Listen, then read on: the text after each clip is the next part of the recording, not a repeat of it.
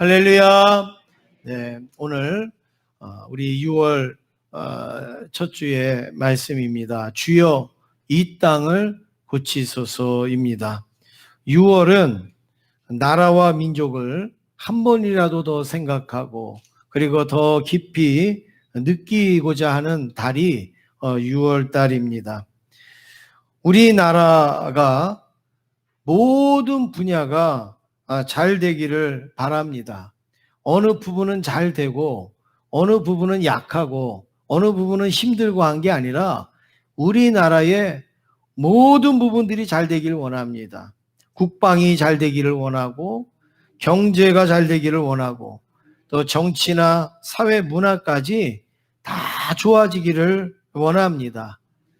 그런데 더 특별히 좋아졌으면 하는 분야가 있습니다.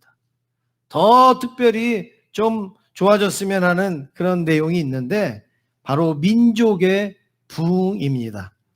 하나님의 축복을 축복으로 여기는 그런 부흥이 우리 민족에게 왔으면 좋겠습니다. 옛날 평양 대부흥 운동 때보다도 질적으로나 양적으로나 내용에서나 형식에서나 더 많은 부흥의 모습을 가져오기를 원합니다. 우리가 그런 마음으로 나라와 민족을 위하여서 기도하실 수 있기를 원합니다. 나라가 병들면 누가 고칠 수 있습니까? 나라가 잘못되면 누가 고칠 수가 있습니까? 저는 사람이 고칠 수 있다고 생각하지 않습니다. 나라가 병들고 나라가 어려워지면 하나님만이 고칠 수가 있습니다. 오늘 본문의 말씀이 바로 그걸 말씀하는 거예요. 하나님만이 나라를 살리기도 하고 하나님만이 나라를 회복시키기도 하시는 분이 하나님이다. 이거를 우리에게 말씀하고 있습니다. 오늘 이 말씀의 내용을 보면 솔로몬이 성전을 완공한 후에 하나님께서 솔로몬에게 나타나신 거예요. 성전을 다 짓고 난 다음에 하나님께서 솔로몬에게 나타나셔서 하신 말씀이 바로 오늘 이 본문의 말씀인데 이 말씀을 통하여서 정말 우리가 주여 이 땅을 고치소서, 우리나라의 연약한 것, 부족한 것, 힘든 것들을 다 고치고 그리고 치유되어지는 은혜가 있기를 간절히 원합니다. 첫 번째로 시대를 분별해야 합니다. 시대를 분별해야 합니다. 시대는 그때마다 다 다릅니다. 형통한 시대도 있고 불행한 시대도 있고 여러 가지 시대가 70이 좀 넘으신 아마 우리 소망의 회원 정도 되시는 분들은 아마 우리 세대에서 우리가 인생을 살면서 겪을 수 있는 모든 세대를 다 경험하셨으리라 생각이 되어집니다. 70이 넘으신 분들은 아마 겪을 수 있는 모든, 인간이 겪을 수 있는 모든 세대를 아마 다 겪으셨을 겁니다. 무슨 말씀인가 하면 배고픈 시대도 겪으셨고 그리고 전쟁의 시대도 겪으셨고 그리고 굉장히 가난한 그런 시대도 겪으셨고 그리고 막 놀랍게 성장하고 그리고 발전하는 그런 시대도 겪으셨을 것이고 그리고 풍족하고 넘치고 남는 그런 시대를 지금 겪고 있지 않습니까? 그러니까 아마 이분들은 인간이 겪을 수 있는 모든 시대를 아마 한 그 인생에서 전부 다 경험을 하셨을 거라는 거죠. 여러분 전 세계에 이런 사람들이 몇 명이나 있을까요? 흔치 않습니다. 어떤 사람은 평생 배고프다가 죽고 어떤 사람은 평생 전쟁하다가 죽고 어떤 사람은 평생 가난 속에 있다가 죽고 어떤 사람은 늘 풍족한 생활에 있다가 죽을 수도 있겠지요. 다양한 것을 경험하는 그런 사람들은 우리나라 외에는 거의 없습니다. 우리나라가 짧은 시대에 어렵고 힘든 가운데서 성장하고 풍성해졌기 때문에 아마 그걸 겪을 수 있지 않는가. 이제 우리나라도 한 20, 30년만 지나면 이제 그런 시대들이 겪으신 분들이 사라지겠지만 그래도 우리는 이 모든 시대를 통하여서 이런 것들을 다 경험을 했고, 저 같은 사람이나 아니면 또 제 밑에 있는 사람들도 전부 다는 아니지만 그래도 간접적으로는 조금 느끼고 조금 경험한 그런 시대를 살아가고 있지 않습니까? 그런데 하나님이 오늘 본문에서 어떤 말씀을 하시느냐? 그런 시대마다 분별하는 지혜가 있어야 된다. 지금은 가난한 시기구나. 그냥 그렇게 여기는 게 아니라 그 가난한 시기에 하나님의 메시지를 분별할 줄 알아야 된다는 거예요. 내가 처해 있는 그 시대에 하나님이 무슨 말씀을 하고 계시는지를 분별하고, 그리고 우리가 하나님 앞에 지금 어떤 모습으로, 어떤 태도와 어떤 자세로 살아가고 있는가를 분별을 하는 지혜가 있어야 된다는 것이죠. 그래서 시대를 분별하지 못하면 시대에 상관없이 우리는 혼란하고 어려운 삶을 살게 되는 겁니다. 13절 말씀을 우리 같이 읽으시겠습니다. 13절입니다. 시작. 혹 내가 하늘을 닫고 비를 내리지 아니하거나, 혹 메뚜기들에게 토산을 먹게 하거나, 혹 전염병이 내 백성 가운데에 유행하게 할 때에. 지금 여기 말씀에 보면 특이한 상황을 말하죠. 시대를 말하죠. 혹 내가 하늘을 닫고 비를 내리지 아니한다. 비가 무지무지 안 온다든지, 아니면 비도 오고 농사도 잘 됐는데 메뚜기 떼가 와갖고 싹 먹어치운다든지, 그리고 전염병이 와서 백성들에게 전파되어져서 막 죽어가고 하는 일이 일어난다든지. 여러분, 시대에 이런 일이 일어나는 것은요, 평범한 시대가 아니에요. 우리가 사는 시대에 이런 일이 일어나는 것은 아주 특이한 시대라는 거죠. 아주 특별한 그런 시대. 하늘이 닫히고 비가 내리지 않는다. 이거는 어마어마한 재앙이죠. 메뚜기가 모든 토산을 다 먹어버린다. 이것도 엄청나게 큰 재앙이죠. 그리고 전염병이 유행하여서 막 죽어가고 번지고 하는 그런 일이 일어난다. 요즘 여러분 얼마 전에 뉴스를 보니까 태양계 끝도 갔다는 거예요. 지구에서 발사한 우주선이 이 태양계의 끝도 지나갔다 이거예요. 우리가 몇 년 전까지만 해도요, 태양계의 끝을 모른다고 그랬어요. 그리고 태양계 넘어서 또 태양계가 있고, 또 태양계 넘어서 또 태양계가 있어서 우리가 어떻게 가늠을 할 수가 없다고 그랬는데, 며칠 전에 뉴스를 보니까 태양계의 끝을 볼 수 있다. 그래서 우리 지구가 속해 있는 이 태양계가 어떻게 생겼는가, 약간 럭비공처럼 이렇게 타원형으로 생겼다, 이게 나왔단 말이에요. 지금 이렇게 발전한 과학적인 시대입니다. 정말 화성에 지금 뭐가 있고 거기에 무슨 흔적이 있고 아주 이제 손바닥 들여다보듯이 우리가 알고 있는 그런 시대. 과학이 얼마나 발달을 했습니까? 그런데 코로나19가 발병한 지 벌써 1년이 다 돼 가는데 아직도 백신 하나 만들지 못하고 있어요. 아직도 치료제를 하나 만들지 못해. 예방제도 만들지 못하고 치료제도 만들지 못하고. 저기 못 사는 나라 후진국들만 그런 것들이 어려운 게 아니라 오히려 잘 살고 그리고 발전했던 나라들이 몇만 명이 죽고 막 어마어마한 그런 일들이 일어나지 않습니까? 여러분, 지금 이런 태양계 끝까지 가는 시대에 이런 전염병 하나 이거를 해결을 못 해가지고 그냥 대통령이든 의사든 누구든지 이 전염병 하나 해결을 못해서 전전긍긍하지 않습니까? 여기 얼마나 무섭습니까? 이런 일은 평범한 시대가 아니라는 거예요. 이런 일이 일어나는 것은 지금 아주 특별한 시대를 우리가 살고 있다, 이렇게 말할 수 있습니다. 가뭄은 아니더라도, 또 메뚜기가 다 먹어치우지는 않더라도, 이런 전염병들만 볼 때도 특별한 시기다. 그런데 여러분, 이런 일들이 일어날 때 분별할 줄 아는 지혜가 있어야 된다는 거예요. 이게 왜 일어났는지, 이게 어떻게 해결이 돼야 되는지, 어떻게 우리가 극복해야 되는지, 이럴 때 우리가 어떻게 살아가야 되는지 이거를 깨닫는 지혜가 있어야 되는 거죠. 시대만 그렇지 않습니다. 나라만 그렇지도 않습니다. 우리 인생도 그래요. 내 자신의 삶도 그래요.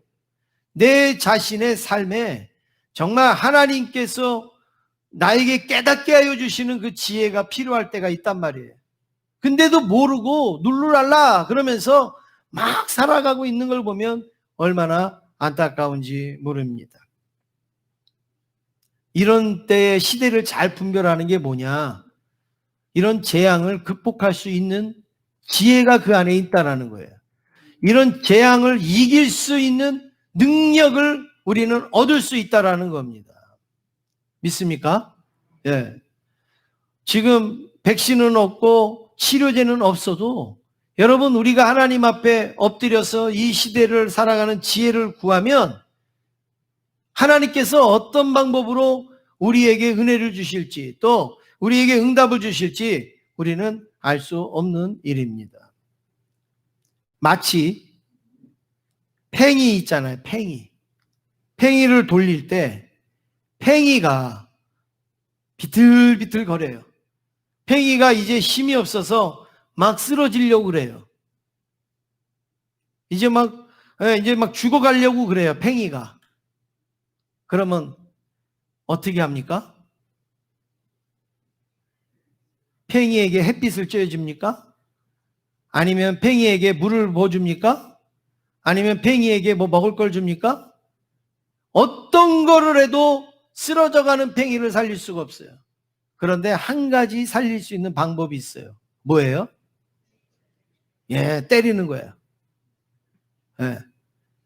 팽이를 끈으로 탁 치면 죽다가도 다시 팽이가 일어나서 쌩쌩 그리고 돕니다.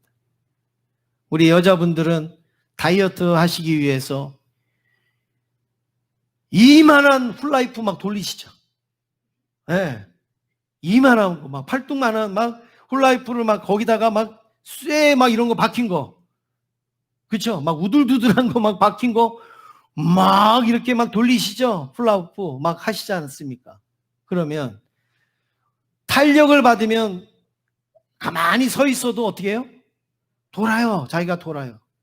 그런데 이제 이게 탄력을 잃어가지고 이제 막 떨어지려고 막 이래요. 그러면 어떻게 해야지 그걸 다시 살릴 수가 있습니까? 허리를 요란하게 흔들면 그 훌라후프가 다시 또 막 돌지 않습니까? 제가 말씀드리는 거는 그렇습니다. 하나님도 시대가 악할 때 인생에 아주 강력한 가뭄을 주시거나 아니면 아주 강력한 재해를 주시거나 강력한 질병을 주셔서 우리가 다시 일어서게 하시는 거예요, 하나님이. 그냥 우리 못 살게 하는 게 아니에요. 그냥 우리 어렵게 만드는 게 아니에요. 팽이를 왜 때립니까? 그래야지 팽이가 다시 쓰니까. 이 땅에 왜 재앙이 오느냐, 왜 재해가 오느냐, 왜 이런 전염병이 오는가? 우리가 다시금 회복되어지기를 원하셔서 우리를 다시금 세워주시길 위해서 우리가 하나님을 찾는 지혜를 얻기 위해서 하나님이 우리로 하여금 이러한 일들을 주신다라는 겁니다. 이런 일들은 시대만이 아니라 우리 개인의 인생도 똑같이 적용이 됩니다.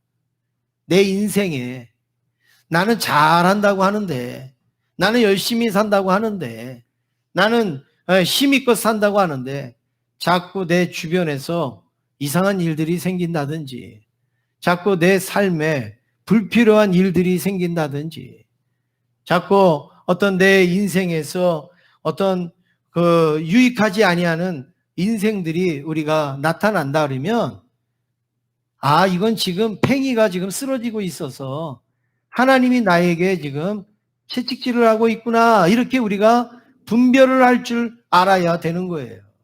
시대를 잘못 만났느니 잘 만났느니 그렇게 우리가 하는 게 아니라 지금 이 상황이 하나님이 나에게 주시는 상황인데 하나님이 지금 나에게 무슨 말씀을 하시는가 이거를 우리가 깨닫는 지혜가 필요하다라는 겁니다. 상황을 보면서 지금이 어떤 때인지를 분별해야 되는데 하늘문이 닫혔다고 여겨지십니까?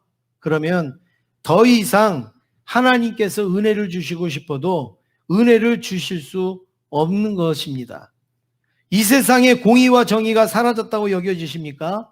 그러면 심판을 기다리는 때라는 거예요. 세계적인 신학자들이 한결같이 하는 말이 현재 교회에 제일 큰 문제가 무언가? 세계 신학자들이, 목회자들이 하는 말이 현대 교회에 제일 큰 문제가 뭔가? 뭐겠습니까? 세속화라 이렇게 말합니다. 현대 교회의 제일 큰 문제는 세속화인데 한국 교회만 봐도 한국 교회에서 요즘 사라진 메시지가 많다는 거예요. 천국과 지옥에 관련된 메시지가 사라졌어요. 죄에 대한 메시지도 사라졌어요. 헌신에 대한 메시지도 줄어들고 있어요. 희생이나 아니면 헌금 같은 메시지도 사라지고 있어요. 요즘 이런 설교하면요, 그 다음 주에 안 온다고요, 성도들이. 천국과 지옥 막 이러면은 에휴, 그게 언제 때 얘긴데. 죄에 대한 이야기하면 나 부담스러워서 난 이제 예배 못 나오겠어. 헌신에 대해서 강조하면 아유, 내가 세상에서 얼마나 먹고 살기 힘들고 내가 또 열심히 살아야 하나님 앞에도 내가 봉사하고 일할 수 있는 건데, 그러면서 헌신에 대한 메시지도 듣기를 싫어하고 희생이나 헌금 이런 설교를 하고 그러면 정말 싫어하는 거예요. 근데 이게 왜 그런가? 세속화가 되기 때문에. 교회가 세속화가 됐기 때문에. 그래서 요즘은 어떤 설교를 해야 좋아하는가? 평안한 설교, 행복한 이야기, 그리고 재밌거나 아니면 생활에 유익한 이야기, 아니면은 위로가 되는 말씀. 오늘 내가 가서 예배 드리는데 아우 위로가 됐어. 아주 힘이 되어졌어. 그게 무엇이냐? 물론 이런 말씀이 필요 없다는 게 아니에요. 이런 말씀이 다 필요하죠. 그러나 그런 말씀만을 골라 듣기를 원한다는 것은 교회가 세속화가 됐다라는 말이에요. 말씀을 듣고 내 죄를 깨닫기도 하고, 말씀을 듣고 내가 천국에 자격이 있는가도 확인하게 되고, 내 주변에 천국 못 가는 사람들이 안타까워지기도 하고, 그리고 말씀을 듣다가 내가 헌신하지 못하고 섬기지 못하는 것에 대하여서 또 자극을 받기도 하고, 그리고 하나님 앞에 온전히 섬기고 또 예물도 드리고 하는 어떤 그런 모습 속에서 우리의 신앙이 회복되어야 되는데, 그런 어떤 내용이 나오면 그다음부터는 마음을 딱 닫고서 나는 이제 교회 안 가. 나는 예배 안 드려. 아니면 나는 다른 교회 갈 거야. 나는 저 교회 갈 거야. 우리가 이렇게 여길 때가 많이 있다라는 거예요. 사랑하는 성도 여러분, 교회가 세속화가 되더라도 오늘 저와 여러분은 세속화가 되지 아니하는 성도와 교회가 되기를 간절히 원합니다. 밥상에서 우리가 맛있는 것만 골라 먹으면 건강에 나쁘다고 이야기하잖아요. 하나님의 말씀도 맛있고 달콤한 것만 먹으면 내 신앙이 분명히 병이 드는 거예요. 내 신앙에 분명히 문제가 생긴단 말이에요. 세속화라 해서 교회가 하루아침에 술집으로 변하는 걸 말하는 게 아닙니다. 세속화라고 해서 교회가 갑자기 문란해지는 걸 말하는 게 아니에요. 부정이 있고 부패가 넘치는 것을 세속화라고 말하지 않습니다. 세속화가 뭐냐? 다시 한번 제가 정의해드리면, 신앙생활을 하나님의 기준으로 하지 아니하고 내 기준으로 하려고 하는 자세가 세속화입니다. 하나님의 뜻대로 행하지 아니하고 내 뜻대로 행하려고 하는 것이 세속화라는 말이에요. 뭐가 됐든지 간에. 그래서 이런 시대를 믿음의 눈으로 분별하는 지혜가 있어야 되는 겁니다. 두 번째는 절망의 시대가 부흥의 시대입니다. 시대가 어렵다고 다 망하지 않습니다. 시대가 어렵다고 소망이 없는 게 아닙니다. 오히려 어려운 시대를 잘 분별하면 부흥의 시대를 맞이할 수가 있습니다. 그래서 위기는 곧 기회다라는 말도 있지 않습니까? 위기가 옵니다. 절망이 옵니다. 그런데 그게 바로 우리에게는 기회가 될 수가 있는 겁니다. 14절 말씀을 함께 읽겠습니다. 14절입니다. 시작.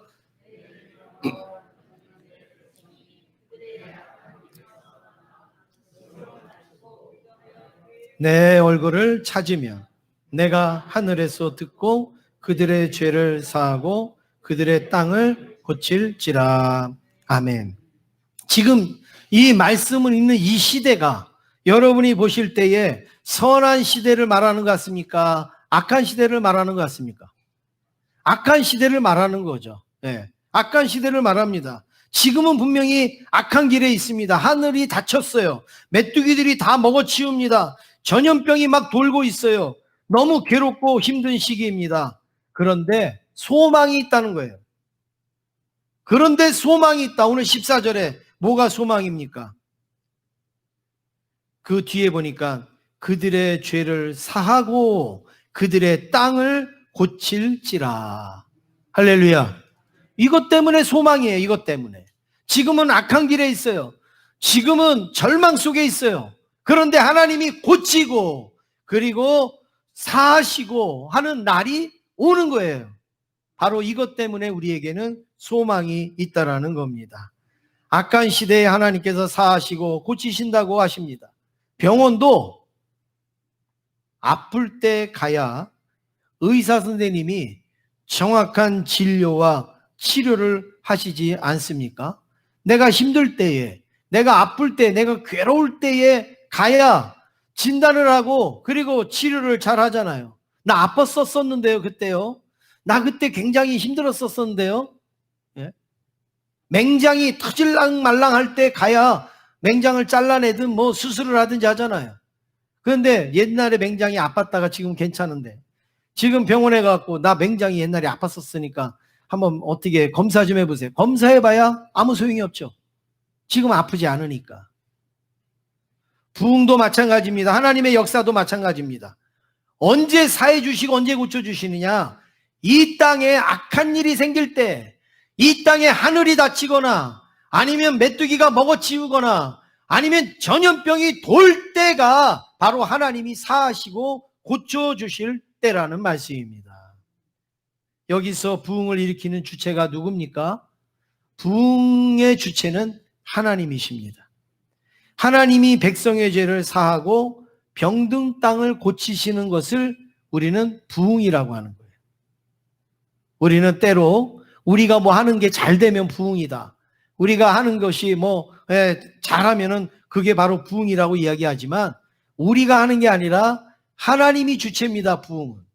하나님이 교회를 성장시키는 것을 부흥이라고 하는 거예요. 하나님이 우리의 모든 삶의 나쁜 것들을 물리쳐 주시는 것을 부흥이라고 하는 거예요. 부패되고 병든 것들, 악한 것들을 고쳐주시는 것을 바로 진정한 부흥이라고 말씀을 하는 겁니다. 사랑하는 성도 여러분, 영국의 웨슬레 부흥운동이 일어났을 때 교회의 부흥이 운동이 일어났는데 어디에 변화가 일어났는가? 사회가 바뀌었다고 그랬어요. 사회가. 우리나라 평양 대부흥 운동이 일어났을 때 교회가 달라지기도 했지만 교회 밖에 가정들이나 그리고 아니면 사람들이나 아니면 나라가 달라졌다는 거예요. 평양 대부흥 운동이 일어났을 때 재밌는 일화들이 많습니다. 제가 그걸 다 소개시켜 드릴 수는 없고 한 가지만 소개시켜 드리면 평양 대부흥 운동이 일어났을 때 주일날 예수를 믿는 사람이든 믿지 아니하는 사람들이든 다 장사를 안 했대요. 주일날. 다 주일 성수를 했대요. 왜 그랬을까요? 예수를 믿는 사람은 뭐 주일 성수 아니라 가게 문 닫을 수가 있어요. 그런데 예수 믿지 아니하는 사람까지 주일 성수를 했대요. 가게 문을 닫았대요. 왜 그럴까요? 살아오는 사람이 있어야지 열죠. 물건을 살아가지 않으니까 예수 안 믿는 사람이 가게 문 열어봐야 힘만 들어요. 그러니까 어쩔 수 없이 신앙도 없고 믿음도 없는데 어쩔 수 없이 주일날에는 장사 안 되니까 다 교회가 있으니까 문을 닫을 수밖에 없는 거예요. 여러분 이거 놀라운 일 아닙니까? 이게 그것뿐만이 아니라 뭐 이혼했던 가정이 돌아오고 뭐 했던 뭐 별별 일들이 막 일어났던 거예요. 다시 말해서 교회의 부흥은 바로 사회와 나라와 민족의 부흥으로 변화로 나타난다라는 말씀입니다. 그러므로 이렇게 어렵고 힘든 때는 부흥이 일어날 수 있는 절호의 찬스다. 절호의 기회다. 이렇게 우리는 생각할 수 있습니다. 물론 우리가 눈으로 볼 때는 코로나19로 인하여서 지금 한국교회에 모이는 성도들이 더 줄고 그리고 믿음이 약한 그 성도들은 아예 얼씬도 않고 그리고 또 어떻게 보니까 교회를 안 나오다 보니까 점점 편해지는 거예요. 그렇죠. 점점 아주 좋아지는 거예요. 또 온라인으로 예배를 드려보니까 아주 너무너무 편하거든요. 내가 차 타고 갈 필요도 없고 주차 때문에 고민할 필요도 없고 그리고 내가 집에 앉아서 내가 다른 거 하면서도 얼마든지 할 수 있으니까 너무너무 편한 거예요. 그러다가 보니까 이 코로나19가 오래 갔으면 좋겠다 이렇게 생각하는 분이 혹시 있을지 모르지만 저는 그렇게 생각하지 않습니다. 당장에 모이는 성도는 좀 적고 당장에 우리가 드리는 예배는 축소가 되어지고 소그룹이나 여러 가지 어떤 부서나 어떤 이런 일들이 활발하게 움직여지지는 않지만 저는 우리 한국교회 성도들이 세속화에서 이제 진정한 부흥의 자리로 가는 지금 아주 중요한 시기에 있다고 생각이 되어집니다. 이제 좀 더 단단해지는 신앙인으로 더 튼튼해지는 신앙의 모습을 갖는 좋은 기회와 계기가 되지 않는가 생각이 되어집니다. 진정한 부흥, 지금까지는 우리가 걷자라는 웃자라는 부흥이었다면 이제 한국교회가 내면이 부흥하고 그리고 성장하는 그런 기회가 될 것이라 반드시 그렇게 여겨지게 됩니다. 하나님께서는 아마 우리에게 지금 이런 훈련을 시키고 계시는지 몰라요. 하나님께서는 지금 우리에게 이런 연단을 주시는 줄 몰라요. 진정한 부흥을 위하여서 이렇게 절망 속에서 하나님은 우리를 이제 부흥의 시대로 이끌고 가신다는 것이죠. 세 번째로 어디에서 부흥이 이루어지는가? 그러면 진정한 부흥은 어디에서 이루어지는가? 오늘 우리 14절 말씀에 보니까 이런 말씀이 있습니다. 내 이름으로 일컫는 내 백성이. 부흥은 어디에서 일어나는가? 내 이름으로 일컫는 내 백성 안에서 이루어지는 거예요. 내 이름으로 일컫는 하나님의 일컬음으로 하나님의 이렇게 말하지만 신약에서는 뭐라 그럽니까? 예수 믿는 모든 사람들.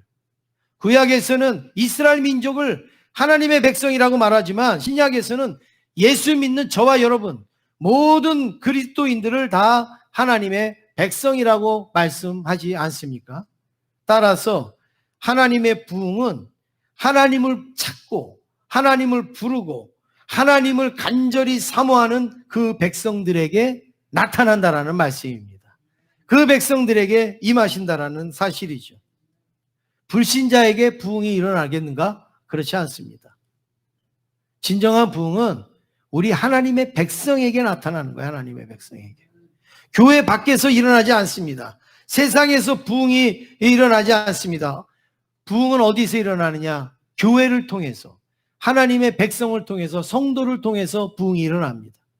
여러분, 나라의 장래가 누구에게 달려있는가? 오늘 저와 여러분에게 달려있어요. 우리가 부흥하느냐 부흥하지 못하느냐에 따라서 나라의 미래가 달려있다라는 거예요. 그러므로 성도가 각자 개인이 부흥을 경험하셔야 돼요. 여러분, 코로나19로 요즘 힘든 가운데 여러분 개인적으로 부흥을 경험하고 계십니까? 마스크를 쓰고 너무나도 답답하고 힘든 가운데 있지만 이럴 때 우리가 하나님 앞에 부흥을 경험하실 수 있는 저와 여러분 되기를 원합니다. 여러분 한 분 한 분이 부흥하면요, 교회가 부흥하는 거예요.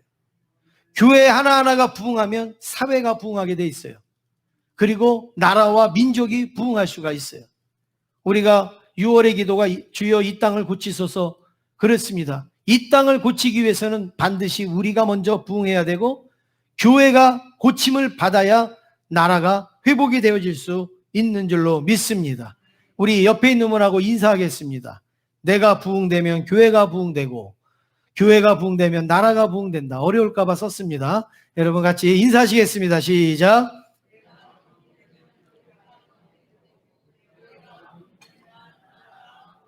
다시 한번 하겠습니다. 시작. 내가 부흥되면 교회가 부흥되고 교회가 부흥되면 나라가 부흥된다. 아멘. 믿습니까? 네 번째로, 그러면 부흥을 위한 조건이 있습니다. 부흥을 위해서 필요한 것이 무엇인가? 첫 번째는 스스로 낮추고 겸손해야 되는, 이게 하나님이 말씀하신 내용이에요. 스스로 낮추고 겸손해라. 우리가 잘 아는 성 어거스틴이라는 사람이 있습니다. 이 어거스틴은 기독교의 제일 은혜가 무엇인가? 라는 그런 질문에 어거스틴은 이렇게 대답합니다. 첫째도 겸손이요, 둘째도 겸손이요, 셋째도 겸손이요. 우리가 재앙을 만나고 하늘문이 닫히고 메뚜기가 내 것을 다 먹을 때 거기서 교만할 사람이 누가 있습니까? 거기서 자신만만하게 머리를 들 사람이 누가 있냔 말이에요. 그런 일을 만나면 우리는 머리를 숙일 수밖에 없어요. 우리는 낮출 수밖에 없어요. 겸손할 수밖에 없어요. 하나님은 한국 교회에, 아니면 오늘 저와 여러분에게 이걸 지금 원하고 계시는지 몰라요. 스스로 낮추고 그리고 겸손해라. 한국교회 우리 힘으로 된 것처럼 목에 힘주고, 교회 건물 으리으리하면 우리가 한 것처럼 목에 힘주고, 교회 성도 좀 많으면 우리가 한 것처럼 목에 힘주고, 내가 뭐 어떤 직분을 얻었으면 내가 잘한 것처럼 우리 목에 힘을 팍팍 주고, 그렇게 하던 우리 한국교회에 하나님께서 이런 전염병으로 인하여서 좀 낮춰라, 좀 낮춰, 좀 겸손해져라. 그래야지 회복이 되고 그래야 다시금 치료가 될 수 있다. 하나님이 그렇게 말씀하는 것 같지 않습니까? 우리 하나님 앞에 정말 내가 참 겸손함으로 살고 있는지, 겸손함을 내가 위하여서 하나님 앞에 기도하고 있는지, 정말 하나님 앞에 진지하게 물어볼 수 있는 저와 여러분 되기를 간절히 원합니다. 야고보서 4장 10절에도 보니까 주 앞에서 낮추라. 주님 앞에서 우리가 낮춰주면 주님이 우리를 높여주시는데 자꾸 우리가 높아져요. 자꾸 내가 서요. 자꾸 내가 일어난단 말이에요. 주님은 우리에게 낮추기를 원하고 계신지 몰라요. 낮추기까지 재앙을 유지하고 계시는지 몰라요. 베드로전서 5장 6절에도 보니까 하나님의 능하신 손 아래에서 어떻게 하라고요? 겸손하라. 때가 되면 너희를 어때요? 높여주시리라. 하나님이 알아서 다 높여주시는데 우리가 자꾸 높아지려고 하는, 내가 옆 사람보다 조금 나으면 높아지고, 내가 다른 사람보다 좀 조건이 좋으면 높아지고, 이게 얼마나 어리석습니까? 비행기 타고 높이 올라가서 내려다보면 높은 산이든 땅이든 바다든 높이를 측량할 수가 없어요. 하나님이 우리를 보실 때 더 하시지 않겠습니까? 하나님이 우리를 보실 때 더 그렇지 않겠어요? 우리가 볼 때 도토리 키재기지만 하나님이 보실 때는 다 땅바닥이에요. 다 땅바닥.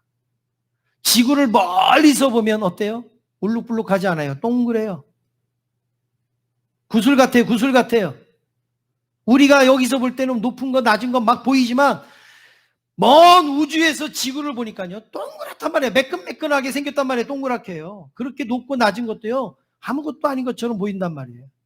그런데 우리가 자꾸 나를 높이고 그리고 자꾸 나를 드러내는 것은 그거는 하나님께서 우리에게 겸손해라 이거를 우리에게 깨닫게 하시는 겁니다. 두 번째로 우리가 이런 부흥을 경험하기 위해서는 기도해야 됩니다. 기도는 겸손한 것과 더불어서 아주 밀접한 관계가 있습니다. 사람이 기도하려면 누가 기도할 수 있습니까? 교만한 사람은 기도할 수 없어요. 겸손해야 기도합니다. 교만한 사람은 자기가 하면 되죠. 뭘 기도를 합니까? 근데 기도를 하려면 어떻게 해야 되느냐? 겸손해야지 기도를 해요. 근데 교만한데도 기도를 한다 할 수 있는 것은 그건 위선이겠죠.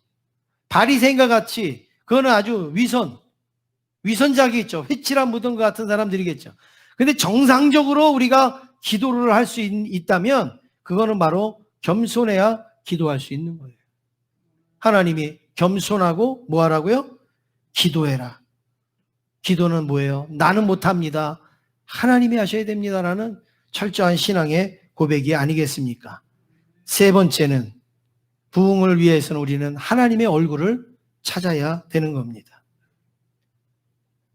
자녀는 어디 나가서 엄마가 없으면 불안해요. 엄마 얼굴을 못 보면 불안해요. 놀다가도 엄마 있는 자리를 확인해서 엄마의 얼굴을 찾습니다. 오늘 우리도 마찬가지입니다. 이럴 때에 우리는 누구를 찾아야 되는가? 하나님을 찾아야 되는 거죠. 하나님의 얼굴을 구해야 돼요. 16절, 오늘 말씀 16절에 보니까 이런 말씀이 있어요. 우리 같이 읽겠습니다. 시작. 이는 내가 이미 이 성전을 택하고 거룩하게 하여 내 이름을 여기에, 내가 항상 어디에 있다고요? 여기에 있으리라. 여기가 어디예요? 하나님의 성전, 소문이 지은 그 하나님의 성전. 다시 말해서 하나님 앞에 예배드리는 곳에 하나님이 영원히 있으리라. 하나님의 눈과 하나님의 마음이 어디에 있어요? 성전에 있다 그랬어요. 성전에. 그래서 우리가 하나님 앞에 나와 예배를 드리고 하나님의 얼굴을 찾으면 하나님이 우리에게 얼굴을 보여주시는 거예요. 하나님이 우리를 만나게 하시는 것입니다. 마지막으로 네 번째, 우리가 부흥을 경험하기 위해서는 악한 길에서 떠나라 말씀을 하고 있습니다. 지금까지 부흥의 조건, 하나님의 얼굴을 찾으라. 이거는 전부 내면적인 거예요. 우리 내면적인 거예요. 그런데 외면적인 거는 뭐냐? 악한 길에서 떠나는 것입니다. 악한 길에서. 행함의 문제입니다. 구체적으로 잘못된 내 말, 구체적으로 잘못된 내 행동, 구체적으로 잘못된 내 생활, 구체적으로 잘못된 내 태도, 이런 것들을 고치라 이거예요. 잘못됐으면. 네. 바꾸라 이겁니다. 바꾸라. 제가 군대 가기 전에 저희 어머니가 하도 5살까지 업고서 저를 키워가지고 제가 이게 다리가 약간 벌어졌었어요. 군대 가기 전까지. 그런데 군대 가면 제일 많이 하는 게 뭐냐면 차려예요. 차려. 그렇죠? 군대 가면 맨날 차려해. 근데 차렷을 3년 하고 나오니까 놀라운 일이 일어났는데 다리가 붙었어요. 다리가 붙었다고요. 저는 뭐 어디 가서 교정한 것도 아니고 돈 주고 뭐 한 것도 아닌데 군대 가가지고 다리가 붙었어요. 그래서 지금도 딱 차렷하면 다리가 딱 붙어요. 얼마나 감사합니까? 얼마나 좋습니까? 저는 그래서 다른 건 몰라더라도 그거 하나 고친 것만도 저는 군대 간 거 잘했다고 생각하고, 또 여러 가지로 저는 군대 간 유익이 너무너무 많아서 지금이라도 들어오라면 또 가고 싶어요. 근데 지금 들어오라고 하지는 않겠지만, 제가 어떤 말씀을 드리냐면, 고쳐야지 고쳐지는 거죠. 차렷을 많이 한다든지 뭘 해야지 내가 고쳐지죠. 내면적으로만 막 하면은 여러분 이게 고쳐지겠습니까? 안 되죠. 행동으로 내가 고쳐야 고쳐지는 거예요. 내가 다리를 건너가요. 다리를 건너가는데 다리가 막 무너지고 있어요. 그러면 내가 살려면 어떻게 해야 돼요? 그냥 빠져 죽기를 바라시는 거죠, 여러분은 지금. 다리가 막 무너져요. 내가 그 위를 걸어가고 있어요. 그럼 내가 살려면 어떻게 해야 돼요? 그렇죠. 빨리 도망가야죠. 행동이에요, 행동. 거기서 겸손하냐, 기도하냐, 이게 무슨 소용이 있어요? 빨리 뛰어야죠. 여러분, 오늘 우리의 신앙에도 마찬가지입니다. 진정한 부흥이 있으려면 내 태도와 내 생활과 내 삶의 여러 부분들을 고쳐야 되는 거예요. 고쳐야 되는 거예요. 우리 가끔 흔히 싸우면서 이렇게 얘기하잖아요. 나도 그거 잘못된 거 알아. 그거 알면 고치면 되잖아요. 잘못된 거 아는데 그래도 그렇게 하는 거 아니야. 뭘 아니에요. 내가 잘못된 거죠. 나도 틀린 거 내가 알아. 나도 내 성질이 잘못됐다는 거 알아. 그러면 고치면 되잖아요. 싸울 거 없이. 사랑하는 성도 여러분, 오늘 우리는 하나님의 반응을 볼 필요가 있습니다. 우리가 이렇게 하면 하나님이 뭐라고 말씀하시는가? 내가 하늘에서 듣고 그들의 죄를 사하고 그들의 땅을 고칠지라. 하나님이 듣고 사하시고 고쳐주신다고 말씀합니다. 이 나라가 코로나19로 어렵지만 우리가 하나님 앞에 오늘 말씀과 같이 우리가 엎드리면 하나님이 들으시고 사하시고 고쳐주실 줄로 믿습니다.